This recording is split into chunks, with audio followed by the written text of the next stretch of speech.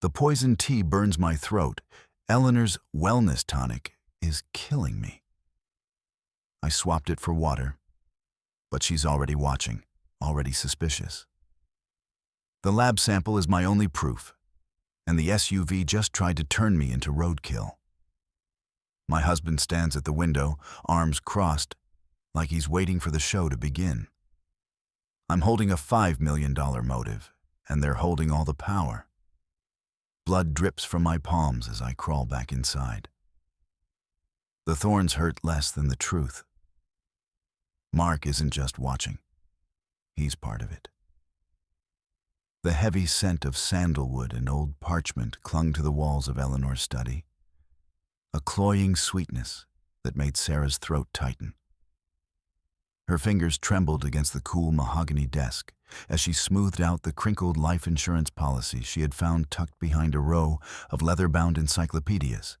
$5 million. The ink on the beneficiary line, Eleanor Miller, seemed to pulse under the dim green glow of the banker's lamp. Sarah's eyes traced the numbers again, her mind racing to calculate the sheer weight of that sum. It wasn't just money. It was a price tag on her life. A silver tray sat on the side table, cradling a crystal tumbler filled with a translucent amber liquid, the wellness tonic Eleanor insisted she drink every morning. A faint, bitter almond odor wafted from the glass, stinging Sarah's nostrils and triggering a primal alarm in her gut. Her pulse hammered against her ribs, a frantic rhythm that matched the ticking of the grandfather clock in the foyer. Footsteps echoed in the hallway, the rhythmic, whispered count of Eleanor's heels approaching the heavy oak door. 1, 2, 3. The counting was a countdown. Sarah grabbed the glass, her palms slick against the cold condensation. She lunged toward the decorative pitcher on the sideboard, dumping the toxic tonic into a potted fern. The soil hissed, a tiny, malevolent sound that sent a shiver down Sarah's spine. She refilled the tumbler with plain, tepid water from a hidden bottle, the liquid sloshing over the rim in her haste. She wiped the spill with her sleeve and set the glass exactly where it had rested seconds before, her heart nearly bursting through her chest. The door handle turned with a slow, deliberate click. Eleanor stepped inside, her silk robe whispering against the floorboards like a snake in dry grass. She paused, her silver hair pinned so tightly it seemed to pull her expression into a permanent mask of scrutiny. Her gaze swept over the room, lingering on the desk, before settling on Sarah. "Stay hydrated, Sarah," Eleanor murmured, her voice a sharp contrast to the practiced warmth of her smile. "You seem parched. You've been spending so much time in here lately." Sarah forced her shoulders to drop, fighting the urge to check the water log in her pocket. "I was admiring your collection of first editions, Aunt Eleanor. The history in this room is quite overwhelming." Eleanor crossed the room, her hand hovering inches from the glass. She lifted it, the ice tinkling against the crystal like small shards of breaking glass. "Drink up, dear. You have a long day ahead, and we can't have you fainting again." Sarah took the glass, the water tasteless and cold. She swallowed it all, feeling Eleanor's eyes tracking the movement of her throat. While the water went down, the weight of the hidden vial in her pocket, the one containing the actual tonic she'd siphoned off earlier, pressed against her thigh, a cold, hard promise of the truth. As soon as Eleanor retreated to the kitchen, Sarah slipped out the side door, her breath coming in shallow, jagged gasps. The humidity of the Maryland morning clung to her skin, smelling of damp earth and cut grass. She moved toward the end of the long, winding driveway, her eyes scanning the road for the familiar battered white van. Jimmy Thompson, the local courier, was her only link to the world outside this gilded cage. She saw the van pull up to the gate, the engine idling with a rhythmic chug. Jimmy leaned out the window, his sweat-stained cap pulled low. He looked exhausted, the deep lines around his eyes speaking of double shifts and too little sleep. As Sarah approached, she could hear the faint crinkle of the sugar packets he constantly fiddled with in his vest pockets. "Got something for me, Mrs. Miller?" Jimmy asked, his voice low. He reached out, his hand steady compared to Sarah's shaking fingers. "I need this tested, Jimmy," Sarah whispered, pressing the sealed vial into his palm. "It's a tea, a tonic. I need a full chemical breakdown.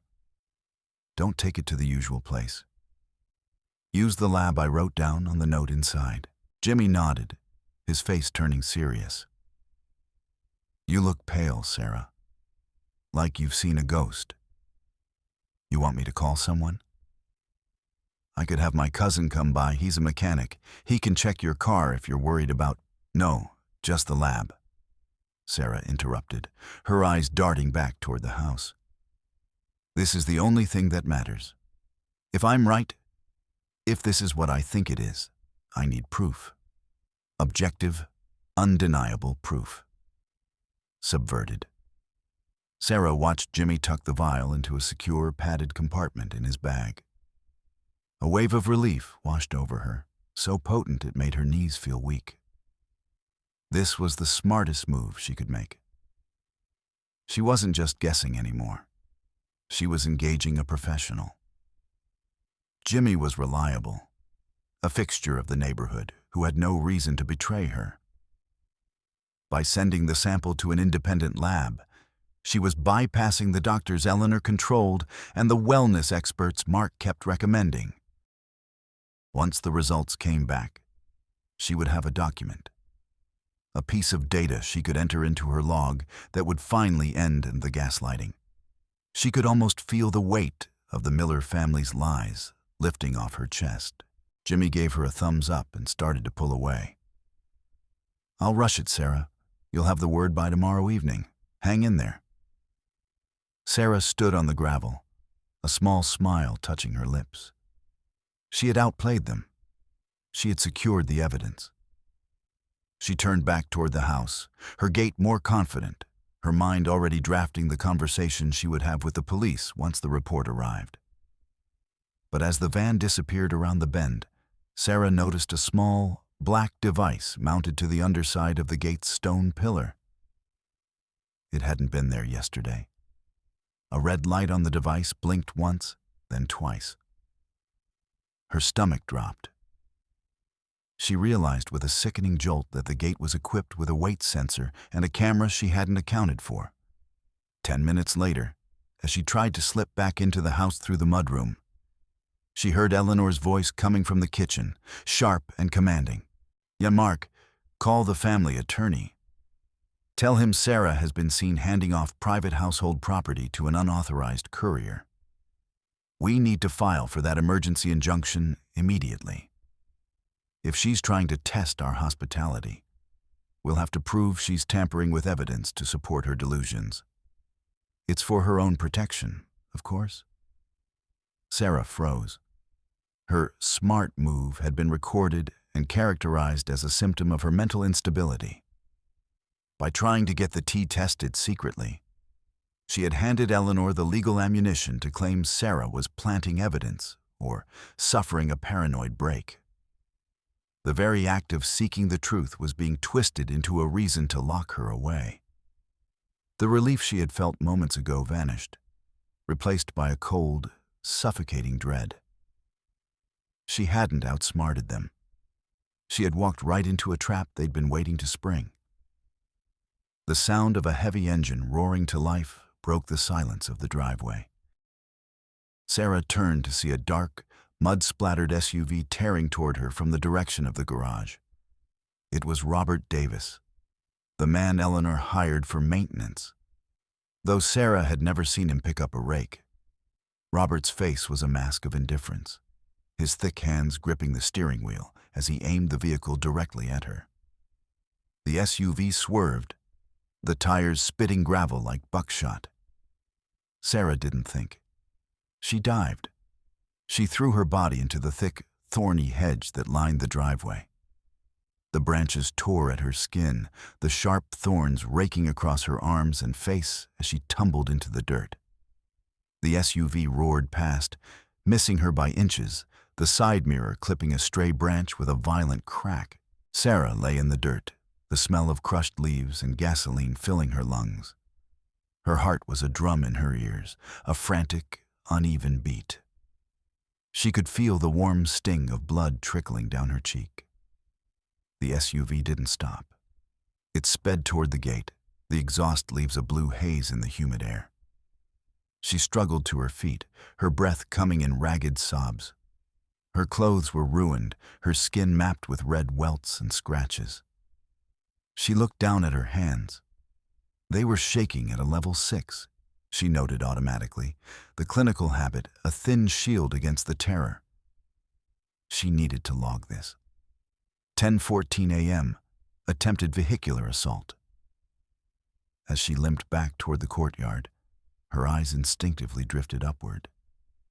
There, in the frame of the master bedroom window, stood Mark. He wasn't moving. He didn't have a phone in his hand to call 911. He didn't look horrified. He simply stood there, his soft jawline set, watching her bleed in the gravel with a look of cold, clinical indifference. It was the look a scientist might give a specimen that refused to die on schedule.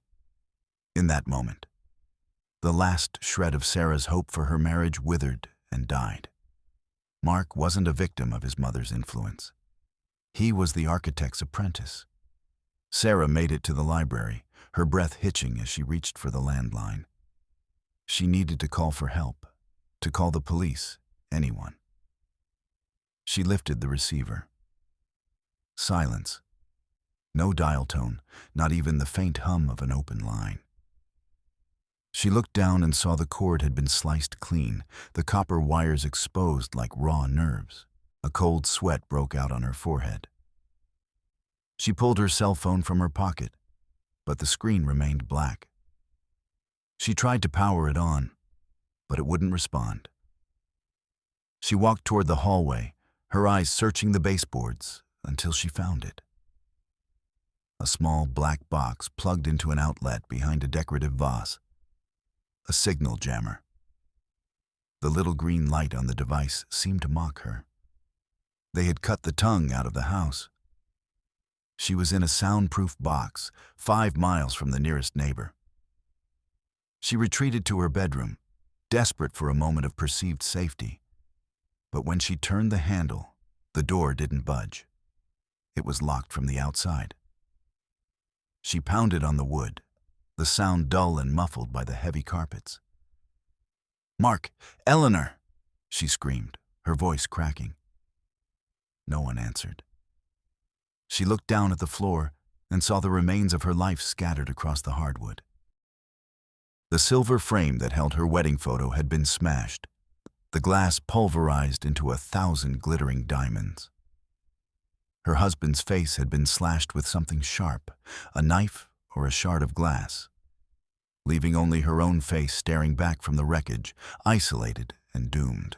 This wasn't just a murder plot anymore. It was an erasure. Sarah knew she couldn't stay in the room. She forced herself to breathe, to count the seconds like Eleanor counted stairs. She climbed out onto the balcony, her fingers gripping the cold iron railing as she lowered herself onto the roof of the portico. From there, she slid down a pillar, the rough stones scraping her palms until she hit the ground. She ran for the garage. If she could find the spare keys to the old Volvo, she might have a chance.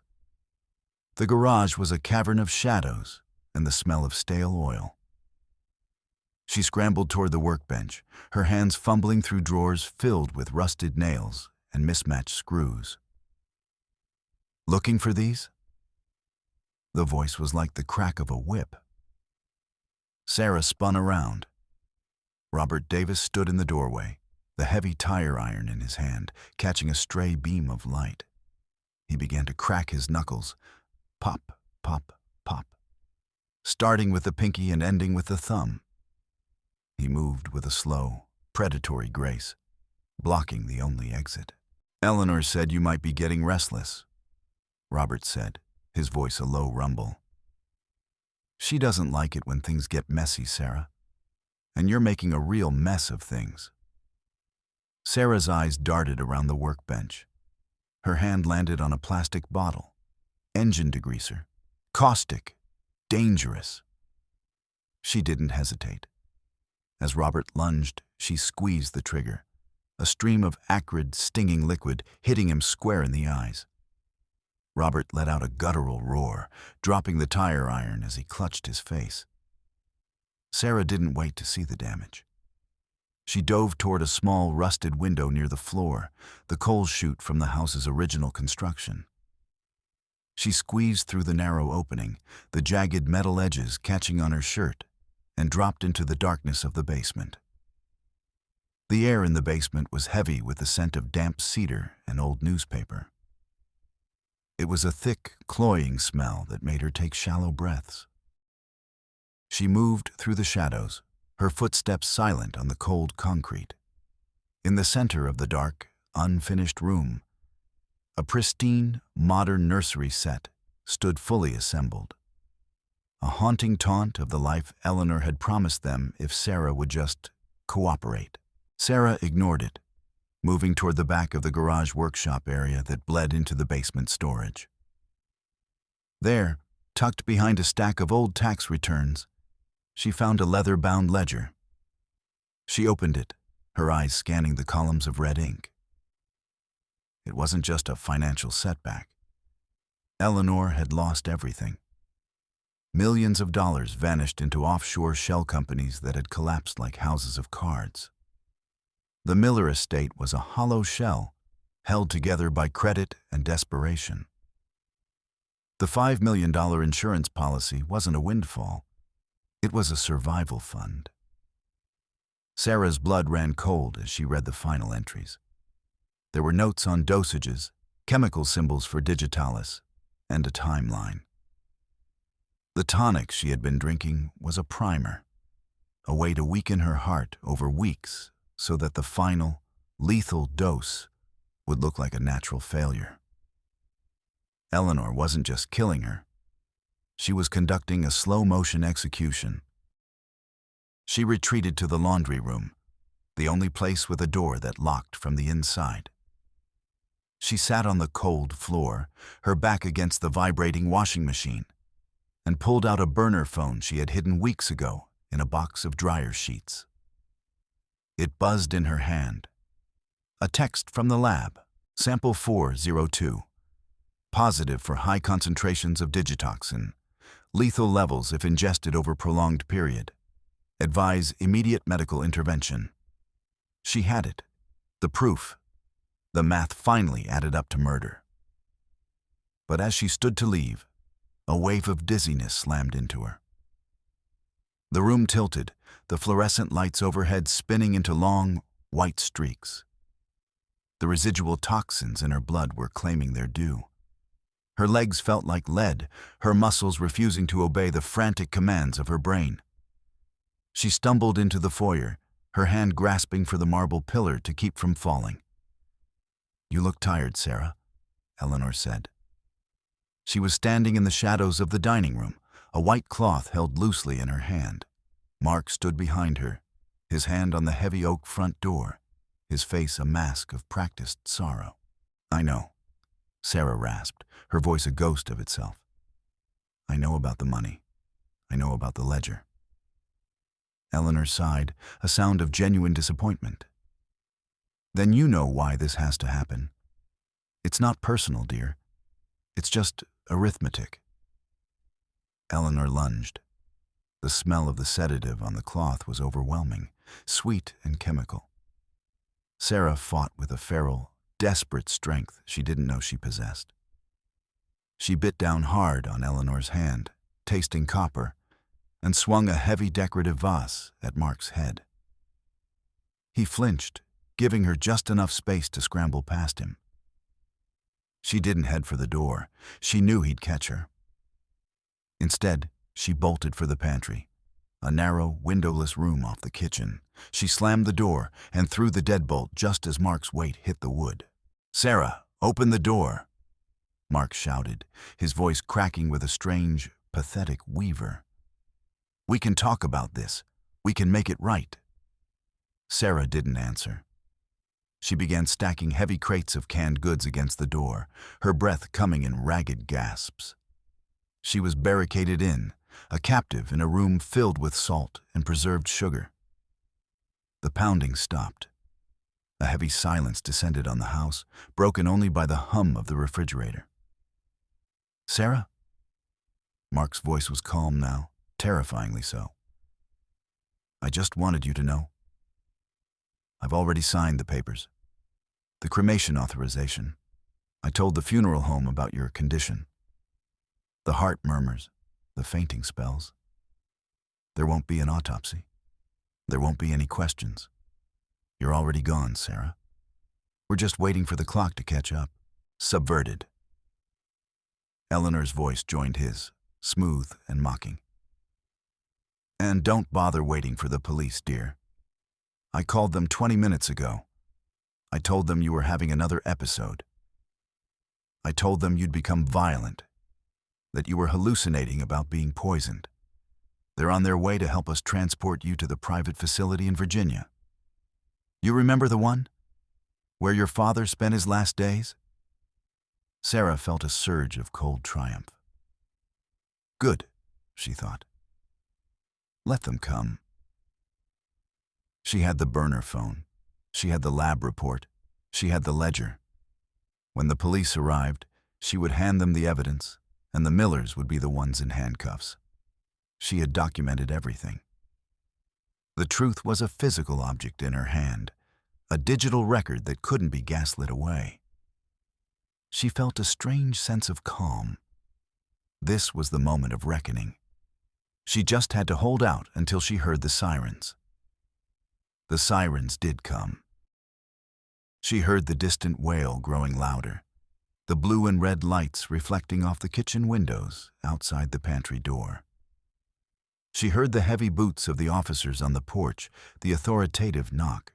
"In here, officers," Eleanor cried, her voice breaking into a perfect, practiced sob. "She's locked herself in the pantry. She has a knife. She's screaming about poison again. It's just like the last time." Sarah shoved the crates aside and threw open the door, the burner phone held high. "Help me. They're trying to kill me. Look at this report. Look at..." The lead officer, a man with a tired face and a name tag that read Harris, didn't look at the phone. He looked at Sarah, disheveled, bleeding from the hedge, her eyes wide and wild with the effects of the toxin. He looked at the water log falling out of her pocket, filled with thousands of frantic, scribbled entries about milliliters and bitter tastes. "Ma'am, put the device down," Harris said, his voice soft, the way one speaks to a frightened animal. "No, you don't understand. This is evidence," Sarah screamed. "We've seen the records, Sarah," Harris said, stepping closer. "Your husband provided the medical history, the history of paranoid delusions, the evidence you're holding. Eleanor told us you've been manufacturing it for weeks, using a fake lab app to justify your fears." Sarah looked at the phone. The screen flickered. The lab report, the one she had pinned her life on, suddenly looked different. The fonts were slightly off. The logo was a low-resolution blur. She realized with a crushing, soul-killing horror that the independent lab Jimmy had recommended was a front. Eleanor had anticipated her move. She had intercepted the sample, sent a fake report to the burner phone, and created a digital paper trail that made Sarah look like a woman crafting her own conspiracy theory. "No," Sarah whispered, the world tilting. "No, it's real. I felt it. The bitter taste. The tremors. It's the illness, honey," Mark said, stepping forward to put a hand on her shoulder. Sarah flinched away, but the officers were already moving in. They didn't see a victim. They saw a patient who had reached the end of her rope. By trying to prove her sanity, she had provided them with the ultimate proof of her madness. The officers led her toward the door, but in the chaos, Sarah saw something they didn't. She saw Eleanor lean over the stove and turn the dial on the garage exhaust fan, which was linked to the pantry's ventilation. A faint, sweet smell of carbon monoxide began to drift into the small room where Sarah had been hiding. Eleanor wasn't waiting for the facility. She was going to finish it now. While the police were still in the house to witness the accidental tragedy of a distraught wife taking her own life. Sarah knew she had one chance. She didn't fight the officers. She collapsed, feigning a seizure, a real one this time, mimicking the trauma of her childhood. As they knelt to help her, she reached out and snatched the heavy shelf bracket she'd loosened earlier. When they turned her toward the foyer, she didn't go for the front door. She twisted away and dove into the forgotten crawl space behind the pantry, a narrow passage used for the house's 1920s plumbing. She scrambled through the dust and cobwebs, her lungs burning, until she reached the dining room wall. She pressed the burner phone, the one Eleanor thought was a toy, against the thin lath and plaster. She had activated the voice recorder the moment she saw the police. In the dining room, thinking they were alone for a moment while the police searched the backyard for Sarah's escape route, Eleanor and Mark dropped the act. "The police are idiots," Eleanor hissed, her voice clear through the wall. "They actually believe she's crazy. Did you see Harris's face when he saw that notebook? Pure pity." "Is the gas working?" Mark asked, his voice trembling. "Mother, if they find her in there..." "They won't find her in there, Mark. They'll find her in the garage where she hid and succumbed to the fumes.